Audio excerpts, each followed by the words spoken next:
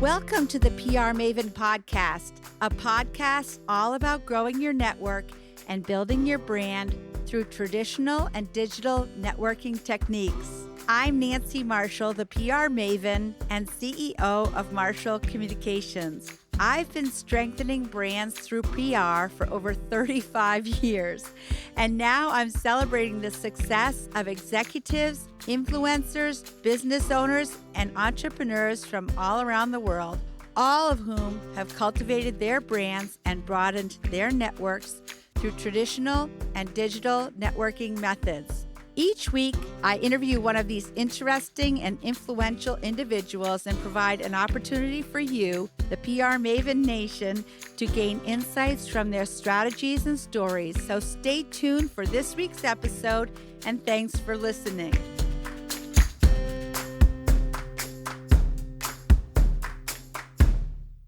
Hello, PR Maven Nation. Welcome to the PR Maven Podcast, episode number 200.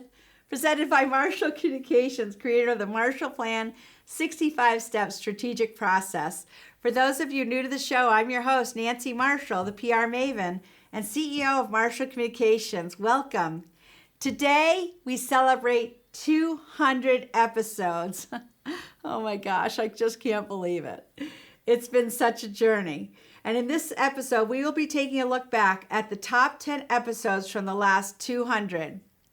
So first, in episode number 7, it was the 10th most popular with my friend Becky McKinnell, who's president of iBEC Creative. And this clip is about how to use social media to attract new employees. Here we go with Becky. Yeah, I think a big thing in terms of iBEC and how we're using social media. Now I think of it not necessarily for attracting new clients, but more about how we can attract great employees. So we spend more of our time using Instagram and Facebook to share more about the culture of iBEC and what it's like to work here and the events that we do. And it's not necessarily about like, oh, we just launched this new website or check out this new app we did. It's more about the people behind the company and the things that we're doing to make iBEC be a great place to work. Well, that's certainly a great technique because so many businesses are having a hard time finding good quality employees today. And I do think that telling the stories of your current people is a great way to go about it because I think employees really want to know who they're going to be working with on a day-to-day basis because we all do spend so much time on the job. So I think social media is an ideal way to share those stories. Yeah, absolutely. And it's so nice to get resumes from people that they've just identified you as a place that they want to work, even if there aren't any current job openings. And so I can kind of pre-screen people based on what they're looking for culture. And then from there, when I've got the right job opening for them, I already know that they're most likely going to be a good fit. The 9th most popular was episode 34 with Alex Nerney, co-founder of Create and Go. And this clip is about which social media platform he uses to drive visitors to the Create and Go blog. And Alex was great. Here he is. So the social media has been everything for us. Like we used Pinterest to drive over, 200,000 visitors to our blog every single month. And that has built up our fan base, which has built up our customers, which has built up our community. And so because of that, does that make sense? Yeah, that totally makes sense. And good for you for recognizing that PR would help you and actually making the investment in a professional publicist. So I commend you for that. I appreciate that. Yeah, sometimes it's about recognizing those weaknesses we have. And that's definitely one of mine. Yeah, and it's always kind of funny to me because I was born talking, networking. I've been like an extroverted networker since I was, a toddler. So I have a hard time imagining not being able to do networking, but I know plenty of introverted people who do have a hard time with that. So, I think that having a command of social media and meeting people that way is good. But I do think you should always make an attempt to meet people in person once you have met them online. Absolutely. Absolutely. Some of our best contacts have come from people that we originally started out with, like, networking. Or one of our best examples is this, is our friend named Natalie Bacon. She's probably very similar to you, where she always knew how to network and was always growing up talking to people and everything. And so she convinced us one night to come out to this event called FinCon and like actually network with some of the bloggers we had met online and stuff.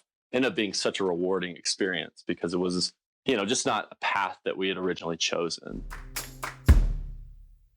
Okay, in the 8th position was episode number 10 with Bill Green, who is a retired reporter, anchor, and executive producer at CENTER Maine.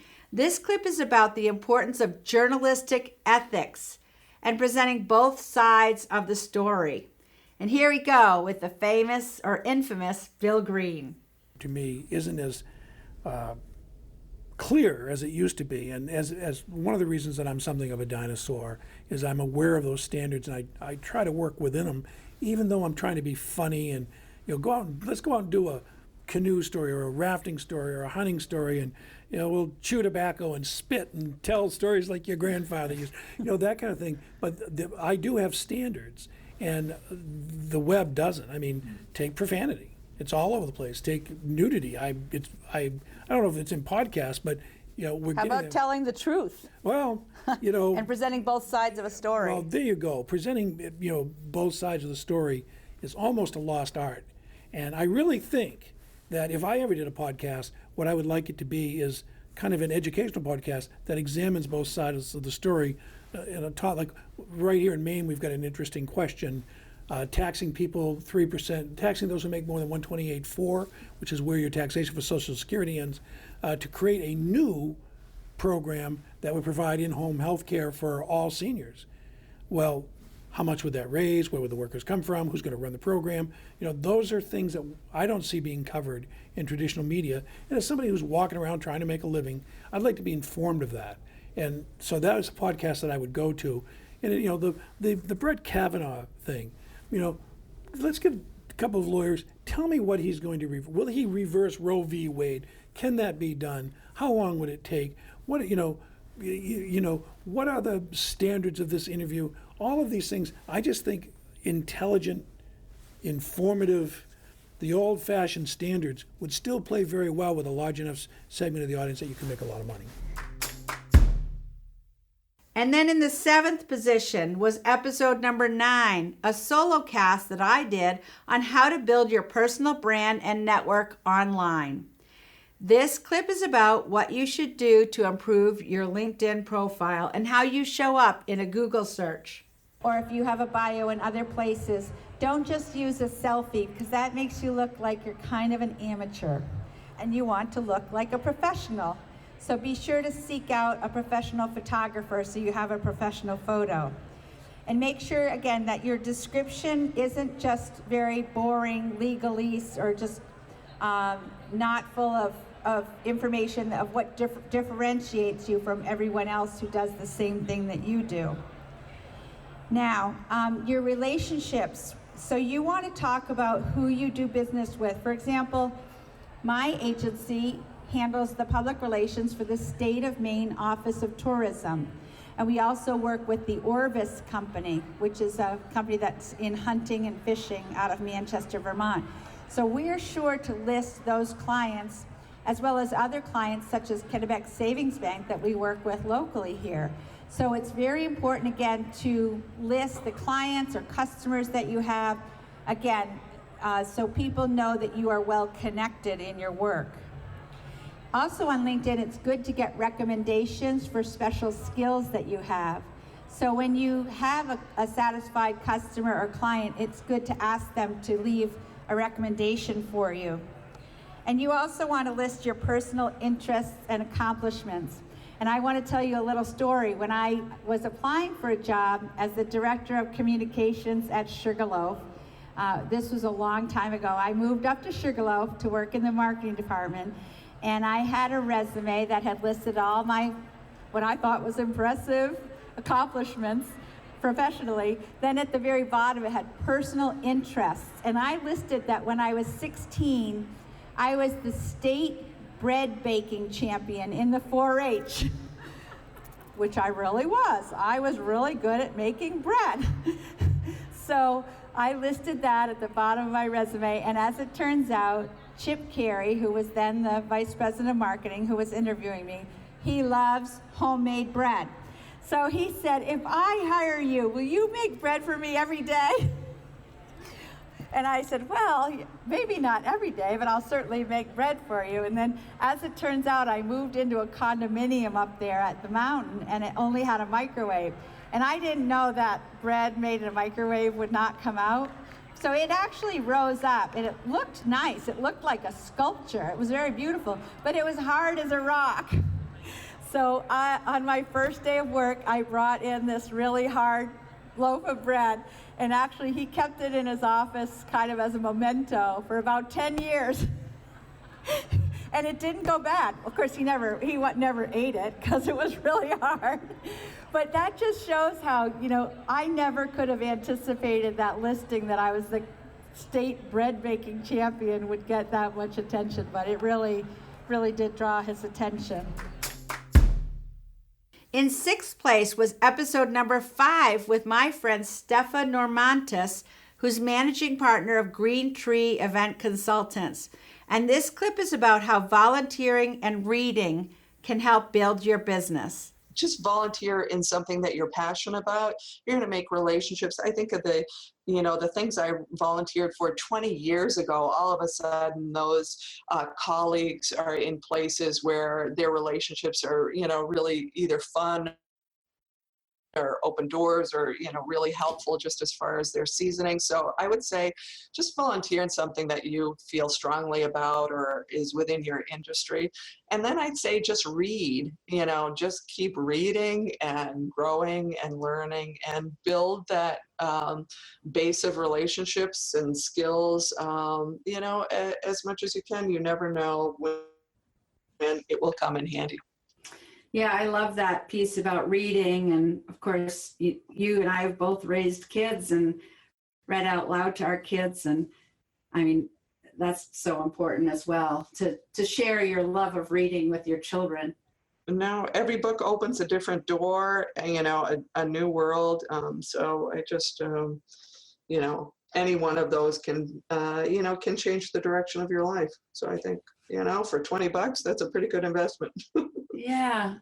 Every book opens a new door. Wow, Stefa, you're just dropping the value bombs here. Love it. Awesome.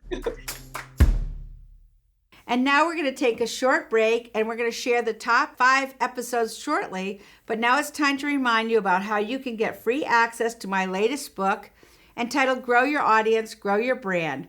Visit prmaven.com/giveaway and download a free copy today. After reading PR Works, I really started to think about how marketing actually works. And I know that sounds a little bit ridiculous, but what I realized is that each platform nowadays that we use out there in digital media and social media has its own nuance and also quirks to it. And understanding how they're used is exceedingly important. Because when you have a hammer in your hand, everything looks like a nail. And you can't approach it that way in marketing.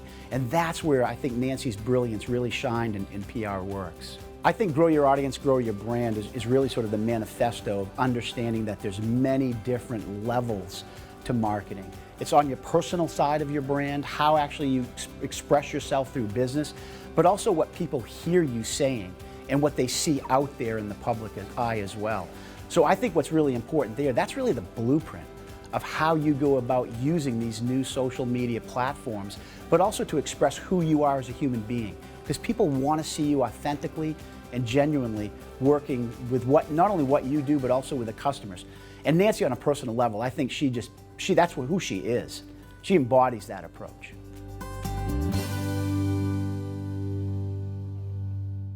Welcome back to the PR Maven Podcast. Today we're celebrating the 200th episode of the PR Maven Podcast by taking a look back at the top 10 most popular episodes. So let's dive right back in.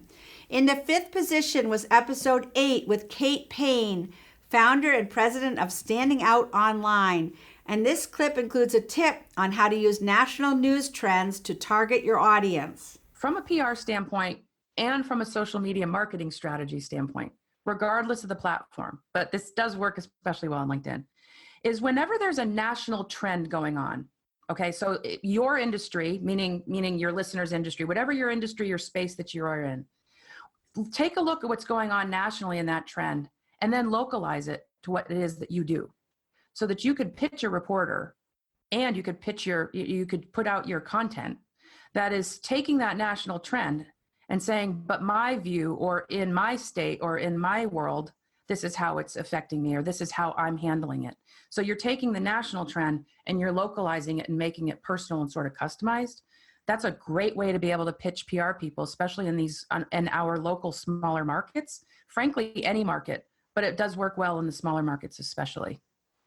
And so how would you use LinkedIn, Kate, to do that? Well, first of all, you take the national trend. So let's just say there's an article you've read, let's just say the Wall Street Journal, since you just mentioned it, or Forbes or Entrepreneur Inc. or something like that. And if it's a blog that is related to your industry and the space that you work in, share that as an update on your LinkedIn profile, as like in your feed, and contribute your opinion on the article. Don't just say great article or interesting article and then put the link.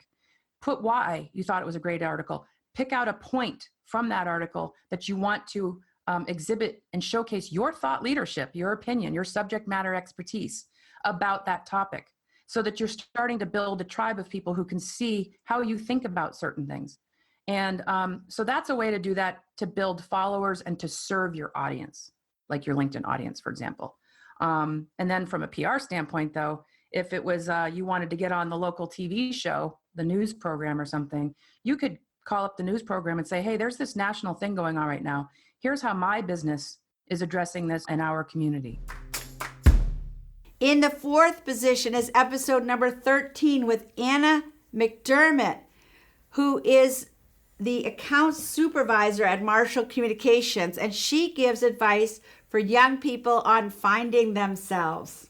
I turned 40 like a month ago, and I am very excited for, I think getting older is fascinating and fun, and I like who I become more and more. And I think, if people who are listening are younger, I think that would be really important for them to hear that we are not static people. We change all the time, and the older you get, the more in control you are of becoming the person that you want to be and a person that you like to be around, because you are always around yourself.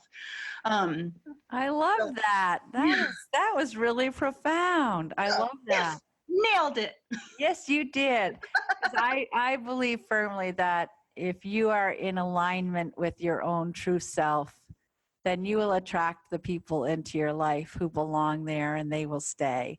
And also you will repel certain people because they just don't want to be around you, and that's okay too. And that's actually the power of a strong brand is attracting the right clients and customers. So you really knocked it out of the park with that one. And it was a little bit of a slow start, but I was like, oh God, what am I going to say? I was talking to a friend that I've made since being here. I've been here for 8 months now.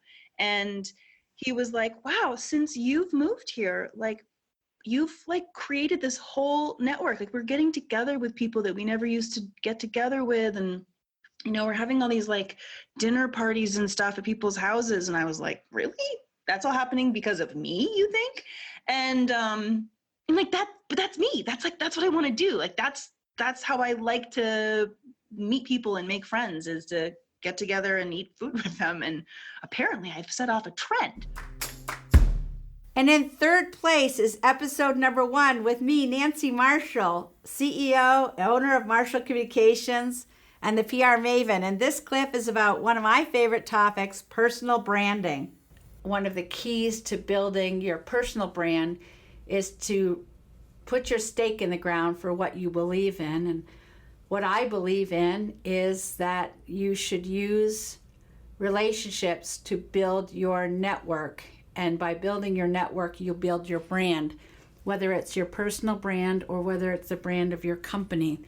But clearly, the more people who will stand by you in good times and bad times, and people who are brand ambassadors for you, who are part of your cult of raving fans or your tribe, whatever you want to call them, the more people that have your back, the better off you will be. And this is one of the great things with social media, is that you can really extend relationships. If I go to a lot of networking events. If I meet someone, I connect with them on LinkedIn, sometimes on Facebook, Twitter, Instagram. And it helps extend relationships and remind people, oh yeah, I remember that PR person that I met. And, if you didn't connect with them after you met them in person, they might forget your name or they might forget who you are. But one of the great things about social media is it allows people to hear what you're doing and to hear about you on a day-to-day or week-to-week basis. So they're more likely to know, like, and trust you. And people need to know, like, and trust you to want to do business with you. In second place was episode number 60, the 1-year anniversary party of the podcast with Lieutenant Tim Cotton of the Bangor Police Department. And he gave advice for creating an online community. I'd say stick with the values that you have and don't expect the big gain. Don't expect the big gains we had. I'll tell you why, because that's changed. The algorithms and how Facebook delivers your message now is not as we came in at the good time. I don't see, as a matter of fact, I can tell that they throttle us back heavily now. We don't pay. We won't pay to send anything out. My page, my personal writing page grows much faster. Once you get up to a point and you have enough followers, what Facebook does is wants money. I mean, that they make money, and that's okay, but we don't have any money to give them. So the fact of the matter is that at some point, you just don't grow like that anymore, and I don't see it. It's not available to us either. It's kind of sad because I liked it when it was growing organically, but they want promotional money and they want to put your money behind things to have it seen. So I would say that stick with your message, yes, but make sure your message is interesting enough to read, and it doesn't always have to be about a specific thing. Sometimes it's okay to just write something else. And ta-da! In first place is episode number 36 with Lieutenant Tim Cotton of the Bangor Police Department, and he gave advice on how to listen to people. I would say my closing line from my every Facebook post closes the same way. It's, basically, there's 3 lines, I'm not going to do it. You can come to the page and read it, but I'm going to say just be nice to each other. Even, we don't know what everybody else is dealing with. And everybody's dealing with something. Yeah, you really... Even people who look like they've got the life of Riley. Well, that's right? funny you say that. Over the years as a cop, I always thought I'd drive by these beautiful homes and I'd say, man, I'd love to be in that home, right? I'd like to have that. Because we're all human and we like the nice things, right? But then sometimes I'd be in that home as a police officer and I'd see how they lived inside that home. And I'd say to myself, how they treat each other. How they treat each other. And I'd walk into the houses and they were whatever the problem was, whether it be... And I'd walk out thinking, well, that's not the answer. No. This big house is a big smile on the street corner, but it's not real, you know? So, I think just take care of each other. I mean, and listen. Don't talk. Listen. I talk too much, but I really try to listen. And sometimes I just sit in the back and listen. And I think you're going to figure things out if you just listen. Yeah. I think, and advertisers and social media people, listen to what people want, pay attention. Right. And also, people want to be heard. Absolutely. We do seem to blow off everyone else's ideas when sometimes they're really good. Congratulations to Lieutenant Tim Cotton. Thank you for joining me for episode 200 of the PR Maven Podcast, and I hope you have a great day, PR Maven Nation. Thanks for listening to this episode of the PR Maven Podcast. I invite you to share a review of the podcast on iTunes or your favorite podcast player. Be sure to subscribe to our podcast so you never miss an episode. You can also join the PR Maven Nation on Facebook. It's free to join, and it's a great community of like-minded individuals who are all looking to learn and grow from one another. If you use an Alexa device, use your Alexa app to search the Skills and Games section to find and enable the PR Maven Podcast Flash Briefing. This will give you access to exclusive content and more PR and marketing advice. Thanks again for listening, and have a great rest of your week, PR Maven Nation.